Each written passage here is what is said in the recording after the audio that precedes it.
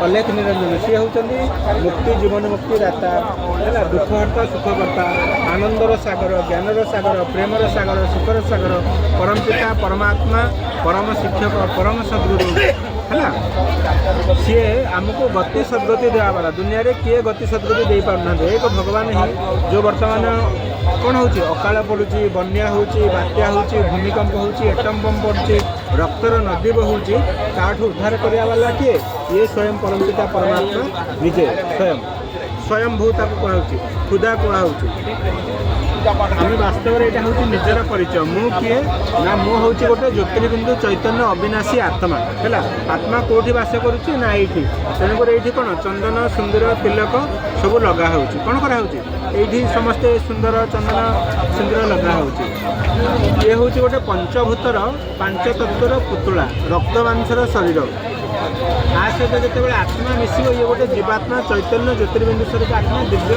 आत्मा जीवात्मा हो पार है जमी गोटे गाड़ी की ड्राइवर चलाऊँगी सेमती गोटे शरीर को किए चलाऊँगी आत्मा चलाऊँगी आत्मा भितर भाई आत्मा भितर मन बुद्धि संस्कार अच्छी है आत्मार संकल्प शक्ति को मन आत्मा जहाँ विचार कर बुद्धि रेकर्डिंग गोटे आदत अभ्यास होगा सेटा संस्कार आम बर्तमान कौन कर निजे निज को भूली जाइए परमात्मा को भूली जाइए खुदा को भूली जाइए तेणुकर भगवान आसिक निजे निजर परिचय दौरान आम कौटी रोचे बर्तमान जाना आम आत्मा ये रोचे यहाँ हूँ परम धाम ब्रह्मलोक मुक्तिधाम जीवन मुक्तिधाम जिते जार समय आसो ये आसुँच कौन कर पाठ बजाऊँ यहाँ हूँ रंगमंच यहाँ हूँ स्थूल लोक यहाँ ब्रह्मलोक यहाँ सूक्ष्म लोक ये चंद्र सूर्य ग्रह नक्षत्र तारार भी बहुत ऊपर गीतार लिखाई न तदभास ये सूर्य शशांक न जदगत निर्गत तद्धाम परम मम माने परे परे धाम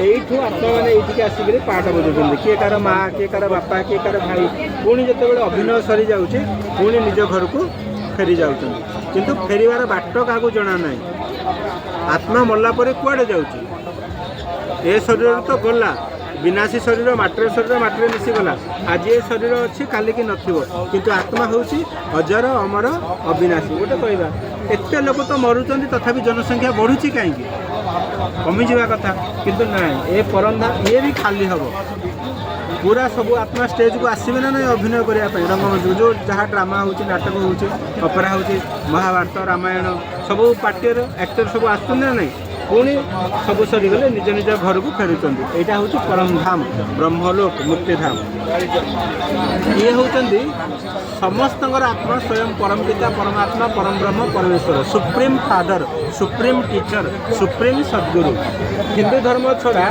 कौन कहते जगतम पितरम वंदे पार्वती पति परमेश्वरम शिव लिंग आकार लिंगाकार आकार पूजा करुँच रामेश्वरम रे अमरनाथ रे विश्वनाथ रे सोमनाथ रे नेपाल रे पशुपतिनाथ रे यीशुख्रीष्ट भी कौन कहते God is light Guru Nanak भी डाकुं एक निराकार ओमकार है नेपाल जापान रे भी गोटे लाल लाल पत्थर को चुम्बन दौरान मक्का मदीना रे भी जो साउदी अरब अच्छी मुस्लिम खंड में भी गोटे लाल लाल पत्थर अच्छी चुम्बन कर जीवन काल भितर जड़े मुस्लिम जहाँ भी सी कौन साउदी अरब मक्का मदीना जीव ये होती स्वयं परमपिता परमात्मा जिते अवतरण कर तीनटा कर्तव्य करुँच गॉड GOD गॉड जी फॉर जेनरेशन स्थापन करिया वाला ओ फॉर ऑपरेशन पालन करता डी फॉर डिस्ट्रक्शन विनाशकारी माने ब्रह्मा द्वारा सृष्टिर सर्जना कर शंकर द्वारा आसुरी सृष्टिर विनाश कर विष्णु द्वारा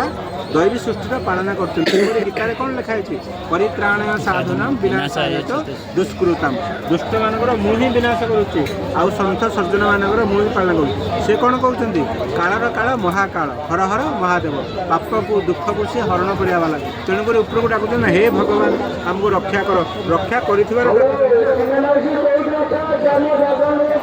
सदर्शन विष्णु को सदर्शन चक्र लिखाई दिव्य अलंकार सजाही शंख चक्र गदा पद्म शंख अर्थात जोटा कि ज्ञान ध्वनि ज्ञानवाणी मधुरवाणी कहवा चक्र अर्थात चक्र गला कटि जाऊँ ना असुर मानकर निज भितर जदि ज्ञानर चिंतन मंथन करवा ताहले आम पाखे नेगेटिव थट्स आसबनी पॉजिटिव थट्स आसिले आमर रोग बीमारी पलैब आमर जीवन कौन परमायु जोटा कि बढ़ीज आम सुस्थ सबल हो पार संसार भी कौन हो सुस्थ सुंदर सबल हो गदा विचार विजय प्राप्त कमल फूल माने पवित्र जीवन जापन पद्मफूल कौटी रोचे पंकरे रोचे किंतु ताकू जो टाणवा सी कौन हो निष्पाप भगवान निज होती पाप पुण्य परे ऊर्धरे निष्पाप निरंजन तेणुक आम जदि मन पकईवा आम कौन हो निष्कलंक हो निष्पाप हो आम देहरे भी पाप कप कलंक लगे स्वयं भगवान बनाया वाला है ये होती शिव शंकर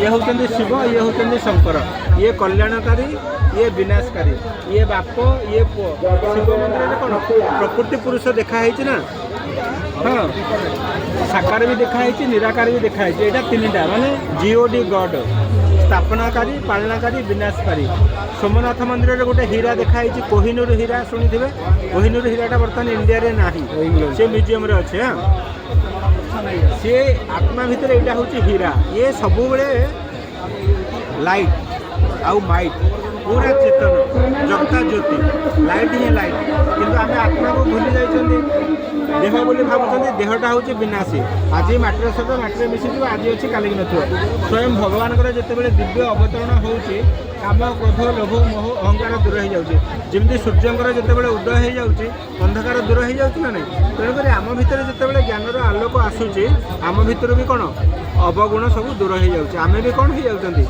दिव्य सुंदर हो जाती ये हो गले रचयिता ये हो गले रचना है ये हो गले कल्याणकारी ये हो गले विनाशकारी तेणुक कौन कहती सत्यम शिवम सुंदरम जी सत्य सी हूँ सुंदर सी हूँ कल्याणकारी शंकर होती विनाशकारी तीन टा त्रिशूल देखा जाए हाँ विनाश कराव अस्त्र बाघ चमरे बसते हाँ शंकर को कौन कहते भस्म रमैया जोगेश्वर ना नहीं हर हर महादेव समस्त पाप को सी कौन करण कर तेणुक देवदेव महादेव सबु देवता मानक भितर भी ये कौन श्रेष्ठ महादेव श्रेष्ठ देवता मानक आउ ये जोगेश्वर जोगी मानकर भी ये ईश्वर हाँ ईश माने श्रेष्ठ बर बर माने श्रेष्ठ ईश माने शासनकर्ता सारा दुनिया को जी शासन करते सी होती जोगेश्वर आउ कौन कहते भस्म रमैया पाउंश भस्म समस्ते दिन दिन भस्म होगा तेणुक ए भगवान को जब आम मन पकड़ा शिव को जब मन पकड़ा आम उद्धार पाइबा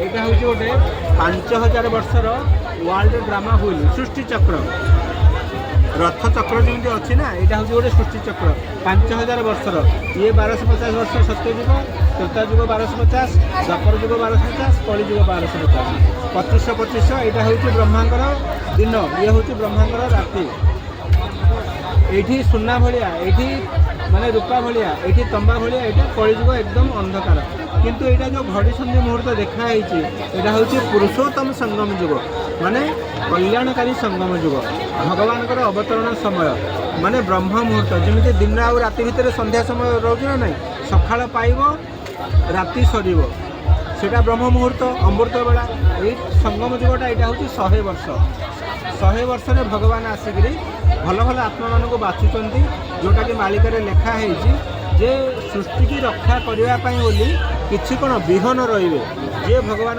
कथा मानिला से माने विहन होकर रे माने कुरान रे भी लिखाई माने जब कयामत पड़ेगा कयामत का समय में खुदा के बंदे बड़े मौज में बड़े आराम से रहेंगे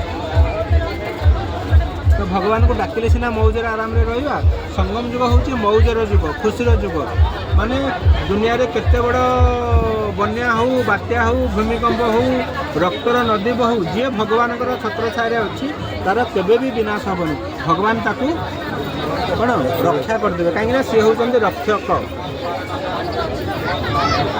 से कहला मनीष कौन 84 थर जन्म हो जन्म मरण चक्र आसा हूँ सत्ययुग त्रेता द्वापर कली ये 8 थर जन्म होती 12 थर जन्म होती 21 थर जन्म होती 42 थर जन्म होती आयुष परमायुटा बहुत लंबा थिला 150 200 250 वर्ष बंचुले एठी आउ टिके कमिगला एठी सूर्यवंशी थे ये चंद्रवंशी हो गले यहाँ हूँ द्वापर युग ये आउ टिके कमिगले किंतु कली युग देखते सीढ़ी गुड़ाक केते कला केते छोट छोट परमायु एकदम कम ମାନେ କଳିଯୁଗର ଶେଷ ସମୟ ଆସିବ ବୋଲି କ'ଣ କୁହାହେଇଛି? ଶସ୍ୟ ମାନେ ଯେଉଁ ପ୍ରକୃତି ମାତା ସୁଜଳା ସୁଫଳା ଶସ୍ୟ ଶ୍ୟାମଳା ପ୍ରକୃତିର ଯେଉଁ ସୌନ୍ଦର୍ଯ୍ୟ ଥିଲା ସେ ବର୍ତ୍ତମାନ ନଷ୍ଟ ହେଇଯିବ। ମାନେ ଖାଦ୍ୟ ଯେଉଁ ଅନାଜ ଖାଦ୍ୟ ପଦାର୍ଥ ଶସ୍ୟ ଆଉ ଅଧିକ ଆଦାୟ ହେବନି। ହେଉଛି କି ଆଉ? ଡାଲି କିଲୋ ଆଗରୁ କେତେ କମ୍ ଥିଲା, ତେଲ କେତେ କମ୍ ଥିଲା, ଏବେ କେମିତି ବଢ଼ିଯାଇଛି। ଏମିତି ସମୟ ଆସିବ ହଜାର ହଜାର ଟଙ୍କା ଦେଲେ ହେଲେ ମଧ୍ୟ ପନିପରିବା ଖାଦ୍ୟ ପଦାର୍ଥ ମିଳିବନି। ଅନ୍ୟାୟ ଅତ୍ୟାଚାର ଚାଲିଛି, ରକ୍ତର ନଦୀ ବହୁଛି, ଜଳ ପ୍ରଳୟ ହେଉଛି, ଏଟମ୍ ବମ୍ ଫୁଟୁଛି। ଆ ଭିତରେ ବି ରହିକିରି ଯଦି ଆମେ ଏକ ଭଗବାନ ସ୍ୱୟଂ ପରମପିତା ପରମାତ୍ମାଙ୍କ ସହିତ ଲଗ୍ନରେ ମଗ୍ନ ହେଇଯିବା, ଭଗବାନଙ୍କ ସହିତ ପ୍ରୀତି ଯେଉଁଟାକି ସ୍ନେହ ପ୍ରେମ ରଖିବା, ତାହେଲେ ଆମେ ଗୋଟେ ସେକେଣ୍ଡରେ ସ୍ୱର୍ଗରେ ଆସିଯିବା। ମାନେ ପାରାଡାଇସ୍ ଯେଉଁଟା ସ୍ୱର୍ଗ। ସ ମାନେ ଆତ୍ମା, ଗ ମାନେ ଯିବା। କୁଆଡ଼େ ଯିବା ନା ସ୍ୱର୍ଗକୁ ଯିବା। ଯେଉଁ ପରମଧାମ ଅଛି ଭଗବାନ ଆମକୁ ମୁକ୍ତି ଜୀବନ ମୁକ୍ତି ଦେଇଦେବେ। ଯେଉଁଠି ରାମ ରାଜ୍ୟ ଥିଲା, ଏକ ମତ, ଏକ ଧର୍ମ, ଏକ ଭାଷା, ଏକ ରାଜ୍ୟ ଯେଉଁଠିକି ଥିଲା ବସୁଧୈବ କୁଟୁମ୍ବକମ୍। ଆଜି ଭାଇ ଭାଇ ଭିତରେ ଲଢ଼େଇ, ବାପ ପୁଅ ଭିତରେ ଲଢ଼େଇ ଚାଲିଛି ନା ନାହିଁ?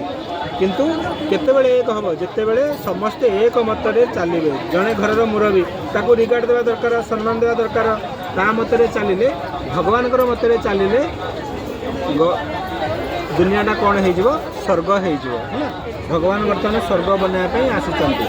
ପୁରା ସ୍ୱର୍ଗକୁ ନେଇଯିବେ, ଯେଉଁଟାକି ରାମ ରାଜ୍ୟ, ବୈକୁଣ୍ଠ, ବସୁଧୈବ କୁଟୁମ୍ବକମ୍। ମାନେ ସାରା ଗୋଟେ ପରିବାର ହେଇଯିବ। ସମ୍ବିଧାନ ଲେଖା ହେଇଛି ନା, ମାନେ ଶାସନ କରିବାର ବିଧାନ, ଶାସ୍ତ୍ର ଶାସନ କରିବାର ସୂତ୍ର। এইটি আত্মা পুরা সত্য প্রধান, এইটি আত্মা পুরা একদম তম প্রধান। এইটি স্বর্গ, এইটি একদম নরক। পুরা অন্যায় অত্যাচার ব্যভিচার পাপ সব চালিছে। যদি আমি তা ভিতর বঞ্চি যা ভগবানকে মনে পকাইলে, ভগবান হচ্ছেন নিষ্পাপ, নিষ্কলঙ্ক, নির্লিপ্ত। তেমনি আমি ବି ସେମିତି ନିଷ୍ପାପ ନିର୍ଲିପ୍ତ ହେଇଯିକିରି ସ୍ୱର୍ଗରେ ଆସିବ। ଭଗବାନଙ୍କୁ ଆମେ ଯଦି ମନେ ପକାଇବା, ତାହେଲେ ଭଗବାନ ହେଉଛନ୍ତି ସର୍ବଶକ୍ତିବାନ, ସର୍ବଜ୍ଞ। ହେଲା, ଆମ ଭିତରେ ସବୁ ପ୍ରକାର ଶକ୍ତି ଆସିବ। ଗୋଟେ ହେଉଛି ସହନ ଶକ୍ତି। ଇଏ କ'ଣ? ଆମେ ଯଦି ଗୋଟେ ଗଛକୁ ପଥରଟିଏ ଫୋପାଡ଼ିବା, ସେ ଆମକୁ ତଥାପି କ'ଣ ସହିକି ମିଠା ମିଠା ଫଳ ଦେଉଛି ଖାଇବା ପାଇଁ, ଛାଇ ଦେଉଛି, ଆଉ କ'ଣ ଜାଳେଣି କାଠ ଦେଉଛି, ଅମ୍ଳଜାନ ଦେଉଛି। କିନ୍ତୁ ଆଜିକାଲି ତା ପାଖରେ ଧୈର୍ଯ୍ୟ ନାହିଁ, ସାହସ ନାହିଁ, ସହନ ଶକ୍ତି ନାହିଁ। ତେଣୁକରି ପରିବାର କ'ଣ ଖଣ୍ଡ ଖଣ୍ଡ, ଜାତି ଜାତି ଜାତି ଭିତରେ ଲଢ଼େଇ, ଭାଇ ଭାଇ ଭିତରେ ଲଢ଼େଇ, ଦେଶ ଦେଶ ଭିତରେ ଲଢ଼େଇ। କିନ୍ତୁ ସାରା ବିଶ୍ୱ, ସାରା ପୃଥିବୀ ଗୋଟେ ପରିବାର। ତାପରେ ସମୟବାର ଶକ୍ତି। ସବୁ ନଦୀ ଯାଇକରି କେଉଁଠି ମିଶୁଛି? ସାଗର ଭିତରେ ମିଶୁଛି। ଘର ପରିବାର ଭିତରେ ସମୟବାର ଶକ୍ତି ନାହିଁ। ତେଣୁକରି ପରିବାର ବିଭାଜନ ହେଇଯାଉଛି, ଅଲଗା ଅଲଗା ହେଇଯାଉଛି। ପରଖିବାର ଶକ୍ତି, ନିର୍ଣ୍ଣୟ କରିବାର ଶକ୍ତି, ସାମ୍ନା କରିବାର ଶକ୍ତି, ସହଯୋଗ କରିବାର ଶକ୍ତି, ସଂକୋଚନ ପ୍ରସାରଣର ଶକ୍ତି, ସମଟନିକି ଶକ୍ତି। ମିଲିଟାରୀ ଲୋକମାନେ ସବୁବେଳେ ଆଲର୍ଟ ରହୁଛନ୍ତି ନା ନାହିଁ? ସେମିତି ଆମକୁ ସବୁବେଳେ ଆଲର୍ଟ, ମାନେ ସବୁବେଳେ ଭଗବାନଙ୍କୁ ମନେ ପକାଇବା। କେମିତି? ଦେହଟା ଏଇଠି ରହିବ, ମନଟା ଭଗବାନଙ୍କୁ ଅର୍ପଣ କରିବା। କିଛି ପଇସା ଲାଗିବନି, କିଛି କରିବାକୁ ପଡ଼ିବନି, କିନ୍ତୁ ଆମେ ମନଟାକୁ ଭଗବାନଙ୍କୁ ସମର୍ପଣ କରିବା। ମୋତେ ତୁ ମନଟା ଦେଇଦେ, ମୁଁ ତୋତେ ସବୁ କିଛି ଅର୍ପଣ କରିଦେବି। ଆଉ କିଛି ଦରକାର ନାହିଁ, ଖାଲି ଆମର ମନଟା। ତେଣୁକରି ସେ ହେଉଛନ୍ତି କ'ଣ? ମନମୋହନ।